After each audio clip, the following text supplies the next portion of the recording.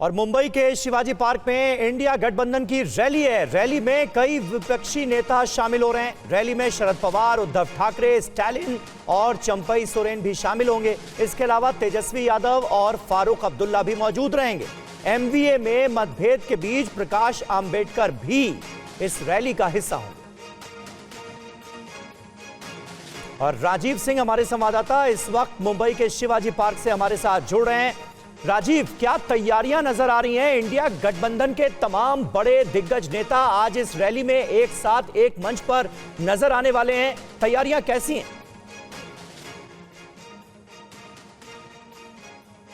देखिए, पिछले एक हफ्ते से इसकी तैयारी चल रही थी। पूरा ग्राउंड पर बेहतरीन इंतजाम किया गया है। कोशिश यही कि लगभग 1 लाख के करीब जो है शिवाजी पार्क की जो क्षमता है अंदर बाहर मिलाकर तो तकरीबन 1 लाख लोगों की भीड़ यहाँ पर जुटाई जाए।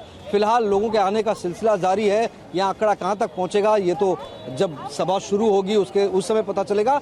लेकिन सबसे महत्वपूर्ण बात यह है कि अपने आप में एक शक्ति प्रदर्शन है। राहुल गांधी की भारत जोड़ो न्याय यात्रा की जब शुरुआत हुई थी उसका समापन मुंबई में हुआ है और यहाँ पर राहुल गांधी इस पूरी यात्रा के बाद में सिर्फ ये सभा है ऐसा नहीं कह सकते, क्योंकि लोकसभा चुनाव का बिगुल बज चुका है, तारीखें घोषित हो चुकी है और ऐसे दौर में यानी कि लोकसभा चुनाव की तारीख कल डिक्लेयर हुई, आज सभा हो रही है और तमाम विपक्षी दल के जो नेता है जो कि इंडी गठबंधन में राहुल गांधी के साथ हैं वो तमाम लोग एक साथ एक मंच पर मौजूद होंगे। और सबसे महत्वपूर्ण बात है कि विपक्ष भी इस पर सवाल उठा रहा है। विपक्ष लगातार सावरकर के मुद्दे पर उद्धव ठाकरे और राहुल गांधी को घेरा। उनका कहना है कि राहुल गांधी लगातार सावरकर को लेकर अपना बयान जिस तरह से देते रहे, उनका अपमान करते रहे, तो उद्धव ठाकरे इस ऐतिहासिक शिवाजी पार्क से किस तरह से यहाँ पर राहुल गांधी के राजीव, महत्वपूर्ण यह है कि सभी का मंच साझा करते हुए एक बड़ा शक्ति प्रदर्शन और बड़ा संदेश। लेकिन एमवीए में मतभेद को देखते हुए प्रकाश अंबेडकर की मौजूदगी कितना बड़ा संकेत दे रही है?